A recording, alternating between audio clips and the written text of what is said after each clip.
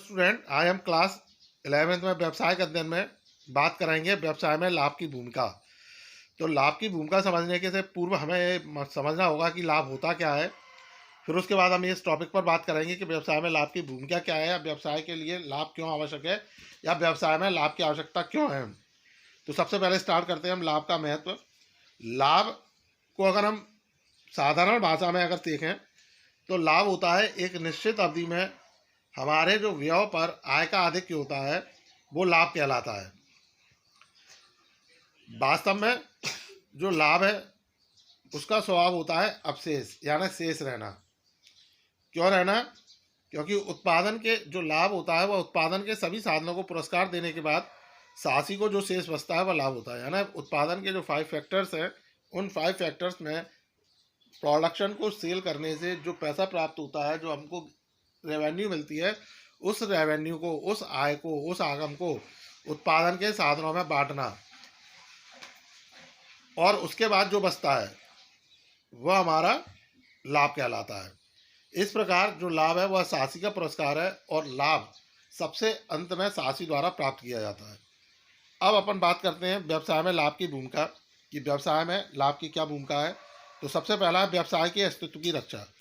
तो जैसा कि आप जानते हैं कि कोई भी व्यवसाय जो किया जाता है उसका प्रमुख उद्देश्य लाभ कमाना होता है, लाभ प्राप्त करना होता है। और यदि हमारी फर्म निरंतर घाटे में या बिना लाभ के व्यवसाय को अगर चल रही है, तो ऐसी स्थिति में हम अपने व्यवसाय को लंबे समय तक नहीं चला सकते। अतः इसके अस्तित्व के लिए आवश्यक है कि व्यवसाय में लाभ कमाया जाए, यानी इसके लिए बहुत ज़रूरी होता है कि व्यवसाय के अंदर लाभ बना रहे। अगर हमको अपने व्यवसाय को अस्तित्व में रखना है तो हमें लाभ की आवश्यकता पड़ेगी ही। अगला बिंदु है कार्यक्षमता में वृद्धि। लाभ प्राप्त होने पर ही उत्पादन के आधुनिक साधनों का प्रबंध करना संभव होता है। भवन, मशीन, यंत्र आदि का नवीनीकरण लाभ प्राप्त होने पर ही संभव है। अतः व्यवसाय की कार्यक्षमता बढ़ाने के लिए लाभ प्राप्त करना आवश्यक है। तो उन्होंने कहा बिना लाभ के हम उत्पादन के साधनों में वृद्धि नहीं कर सकते, और जब उत्पादन के साधनों में वृद्धि नहीं होगी तो उसका हमारी व्यवसाय की कार्यक्षमता पर प्रतिकूल प्रभाव पड़ेगा, विपरीत प्रभाव पड़ेगा।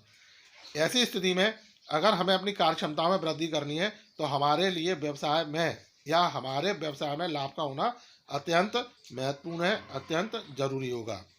इसी क्रम में आगे चलेंगे तो व्यवसायियों की प्रेरणा। तो लाभ व्यवसायियों की प्रेरणा का मूल स्रोत होता है, यानी जो लाभ है व्यवसायियों को मोटिवेट करता है, और लाभ प्राप्ति की इच्छा के कारण व्यवसाय जो दुकानदार हैं, जो व्यापारी हैं, वो अपने व्यवसाय को अच्छे से अच्छे ढंग से चलाते हैं, उसको अच्छे से अच्छे कार्य वहाँ करते हैं, और लाभ की आशा से ही, लाभ कमाने के उद्देश्य से ही वह न्यूनतम लागत पर अधिकतम उत्पादन करने का भी प्रयास करते हैं। इसी क्रम में विनियोगों पर लाभ। लाभ प्राप्त होने पर ही व्यवसाय विनियोजकों, अंश ऋणपत्र धारकों को लाभांश वितरित कर सकता है। यानी जो किसी भी संस्था या किसी भी कंपनी में जब तक लाभ नहीं होगा तब तक वे अपने विनियोजकों को ना तो ब्याज दे पाएंगे, ना ही अपने अंशधारियों को लाभांश दे पाएंगे, ना ही ऋणपत्रधारियों को समय पर ब्याज का भुगतान कर पाएंगे। और ऐसी स्थिति में जब हम ये सारी चीज़ें नहीं कर पाएंगे तो लोग हमारे व्यवसाय में पूंजी लगाना बंद कर देंगे, और हमारे व्यवसाय का संचालन असंभव हो जाएगा, और यहाँ तक कि हमको अपना व्यवसाय बंद भी करना पड़ सकता है। अगला है भविष्य की अनिश्चितता। तो प्रतिवर्ष लाभ हो ऐसा नहीं होता, ये जरूरी नहीं है कि हमको हर साल लाभ ही हो। अतः जिन वर्षों में हमें लाभ न हो उन वर्षों में लाभ के अभाव में व्यवसाय पर बुरा प्रभाव न पड़े, इसके लिए आवश्यक है कि लाभों को अर्जित कर उनका संचय किया जाना चाहिए।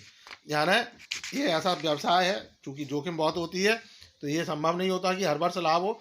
तो ऐसे में जिस वर्ष हमें लाभ होते हैं और उनमें से हमें कुछ भाग लाभ का निकाल कर ऐसे वर्षों के लिए संचित करके लिए रखना चाहिए जिससे जिस वर्ष में हमको लाभ ना हो सके। तो ऐसी स्थिति में जब हम लाभों का संचय करेंगे तो ऐसी स्थिति में हमारे व्यवसाय पर कोई प्रतिकूल प्रभाव नहीं पड़ेगा। सो गाइस, आपको ये 5 पॉइंट समझ में आए होंगे। Thank you.